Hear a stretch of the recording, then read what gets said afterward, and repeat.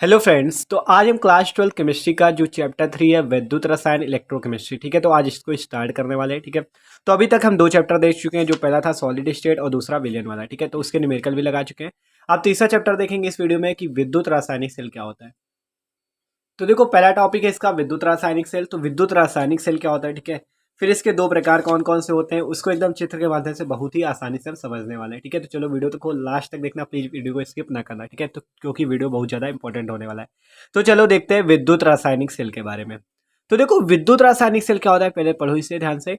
कह रहा विद्युत रासायनिक सेल उस निकाय को कहते हैं, मतलब उस सिस्टम को कहते हैं, उस व्यवस्था को कहते हैं कि विद्युत रासायनिक सेल उस निकाय को कहते हैं जिसमें दो इलेक्ट्रॉन, मतलब कि दो इलेक्ट्रॉन होते हैं इसमें, ठीक है।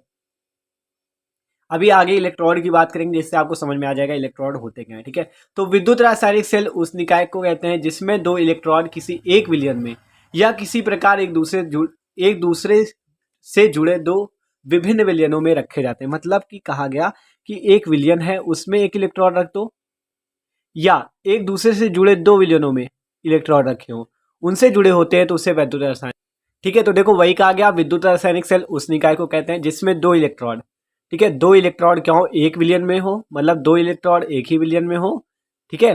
कहा गया किसी एक विलियन में या किसी प्रकार एक दूसरे से जुड़े दो विभिन्न विलियनों में हो, मतलब कोई दो विभिन्न विलियन एक दूसरे से जुड़े हो, उनमें दो इलेक्ट्रॉन रखे हो, तो उस प्रकार के जो विलियन होते हैं उन्हें वैद्युत रासायनिक सेल कहते हैं, ठीक है। तो उस प्रकार का जो सिस्टम होता है उसे वैद्युत रासायनिक सेल कहते हैं। जैसे आप देख सकते हो इस पे, ये दो इलेक्ट्रॉन है, ठीक है, एक ही विलियन में अभी तो रखे हुए हैं। मान लो दो विलियन एक दूसरे से जुड़े हो, उन पर रखे हो, तो क्या कहलाएगा, वो भी वैद्युत रासायनिक सेल ही कहलाएगा। ये जो सिस्टम पूरा होगा, ये जो बैटरी से जुड़ा पूरा सिस्टम है, ये क्या कहलाएगा, वैद्युत रासायनिक सेल।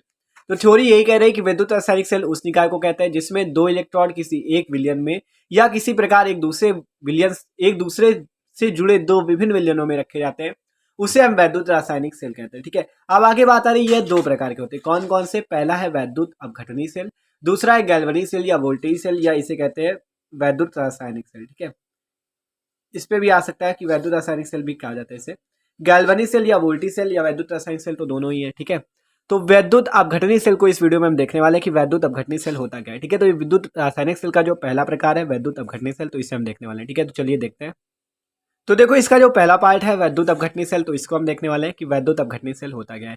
तो देख सकते हो, आपको ये चित्र जो दिख रहा है, इसमें ये एनोड है जो कि पॉजिटिव है, यहाँ पे कैथोड लगा हुआ है जो कि निगेटिव है, ठीक है। ये बैटरी लगी हुई है, बैटरी का प्लस टर्मिनल जिसके कारण ये इलेक्ट्रॉन क्या हो रहा है, पॉजिटिव हो रहा है, और ये बैटरी का निगेटिव टर्मिनल है जिसके कारण ये इलेक्ट्रॉन क्या हो रहा है, निगेटिव हो रहा है। तो ये जो दो लगे हैं इन्हें ही कहते हैं इलेक्ट्रॉन, जो कि विलियन में लगे होते हैं, ठीक है। ये कैथोड है आपका जो कि निगेटिव, एनोड है आपका पॉजिटिव। तो थोड़ी थ्योरी पढ़ते हैं जिससे आसानी से हम चित्र आपको समझा सके, ठीक है। तो चलो, कह रहा है विद्युत अपघटनी सेल जिसे कहते हैं इलेक्ट्रोलाइटिक सेल, ठीक है।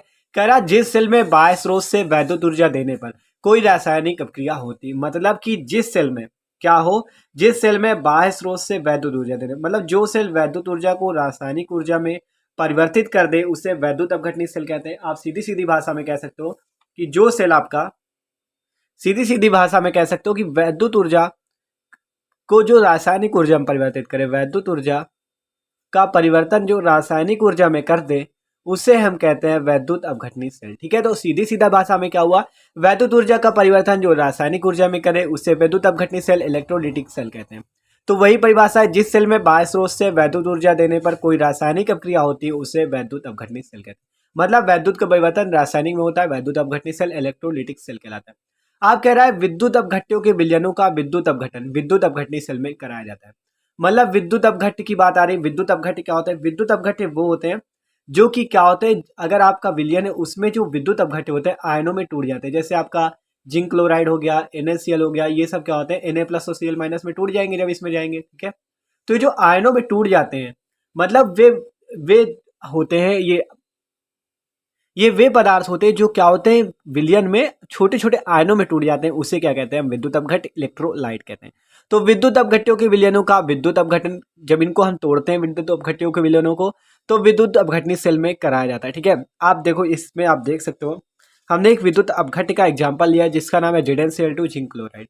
तो इसमें क्या होगा, इसमें आपका ये जो ZnCl2 है, ये क्या होगा, आयनों में टूट जाएगा आपके इस विलयन में जाके। तो उसकी रिएक्शन भी अभी हम बहुत आसानी से देखेंगे। तो चलिए वीडियो को देखते हैं, ठीक है। आप कह रहा है कि तो देखो आप क्या कह रहे हैं आगे, किसी विद्युत अपघट्य के विलयन में विद्युत धारा प्रवाहित करने पर एनोड पर ऑक्सीकरण क्रिया और कैथोड पर अपचयन अपक्रिया होती है।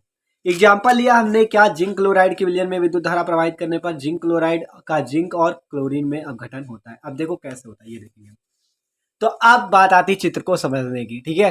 तो हमने लिया जिंक क्लोराइड ZnCl2 का विलयन, 2 इलेक्ट्रोड लगा रखे हैं, बैटरी लगा रखी है, ठीक है, जिससे हम क्या कर रहे हैं, बाहर से उसको ऊर्जा दे रहे हैं, जिससे क्या होगा, वैद्युत ऊर्जा का परिवर्तन किस में होगा, रासायनिक अपक्रिया में होगा, रासायनिक ऊर्जा में होगा, ठीक है। तो ये हो गई बात। आप देखो ये जो जिंक क्लोराइड है आपका, ये कैसे आपका इसकी रिएक्शन होगी, कैसे एनो में टूटेगा वो देखते हैं। तो देखो आप देखते हैं इसकी रिएक्शन कैसे होगी। देखो आपको कहा गया किसी विद्युत अपघट्य के विलयन में विद्युत धारा प्रवाहित करने पर एनोड पर ऑक्सीकरण अपक्रिया होती है। एनोड पर क्या होती है, ऑक्सीकरण अपक्रिया। एनोड कौन सा था, ये वाला। इस पर कौन सी अपक्रिया होगी, ऑक्सीडेशन रिएक्शन होगी। तो चलो देखते हैं वो कौन सी होगी जाके, तो वो भी देखते हैं, ठीक है। जिंक क्लोराइड लिया हमने ZnCl2, तो देखो इसकी रिएक्शन क्या होगी, आपका ये Zn2+ है यहाँ पे, और क्या है 2Cl- कह सकते हो आप, ठीक है, ऐसे, या डायरेक्ट Cl- लिखो, ठीक है। Zn2+ और Cl- से मिलकर ZnCl2 जो आपका बना है, इसमें क्या होगा देखो, आप इस पे एनोड पे कौन सी रिएक्शन होगी जाके वो देखते हैं। पहले एनोड पे कह रहा है कौन सी रिएक्शन होगी, ऑक्सीकरण अपक्रिया, तो ऑक्सीडेशन होगा। देखो ये जो जिंक है आपका, ये क्या करेगा, Zn2+ बनाएगा, ठीक है। तो जिंक क्या करेगा, Zn2+ बनाएगा, और यहाँ पर से 2 इलेक्ट्रॉन बाहर निकल जाएंगे, तो कोई फर्क नहीं पड़ेगा, मतलब 2+ इधर है, 2 इलेक्ट्रॉन है, तो वही बाद में क्या बनना है, जिंक बनना है जाके।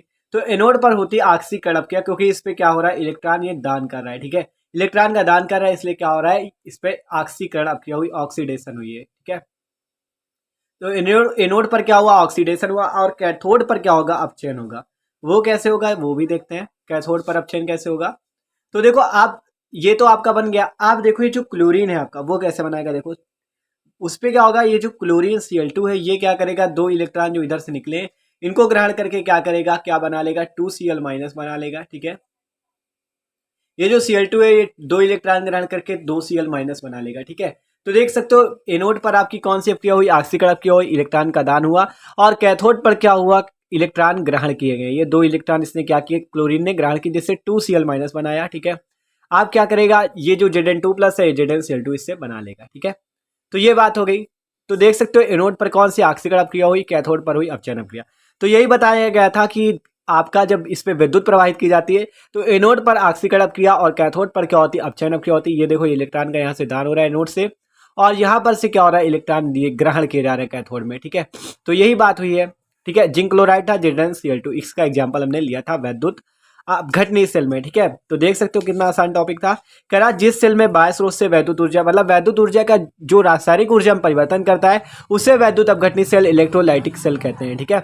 आप कह रहा है विद्युत अपघट्य में ही होती है ये वैद्युत अपघट्य, कौन कौन से, जैसे NaCl हो गया, इसको अगर आप विलयन में डालोगे तो क्या होगा, ये छोटे छोटे आयनों में टूट जाएगा। तो विद्युत अपघट्यों के विलयनों का विद्युत अपघटन, मतलब उसे तोड़ने पर क्या होता है, विद्युत अपघटनीय सेल में कराया जाता है। मतलब कि विद्युत अपघट्यों का विलयनों का विद्युत अपघटन जो कराया जाता है, वैद्युत अपघटनीय सेल में कराया जाता है। आप देख सकते हो इसका जो वैद्युत अपघटन कराया गया, इसमें जो आपकी बैटरी लगी उससे विद्युत अपघटन जो कराया गया, वो किस में होता है, इलेक्ट्रोलाइटिक सेल पे ही होता है। आप कह रहा है किसी विद्युत अपघट्य के विलयन में वैद्युत धारा प्रवाहित करने पर एनोड पर ऑक्सीकरण अपक्रिया तथा कैथोड पर अपचयन अपक्रिया होती है।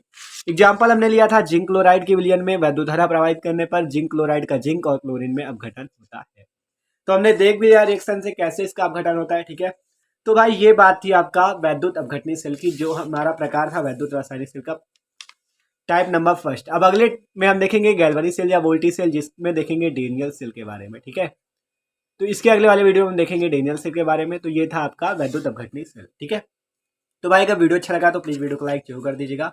Okay, thanks for watching this video.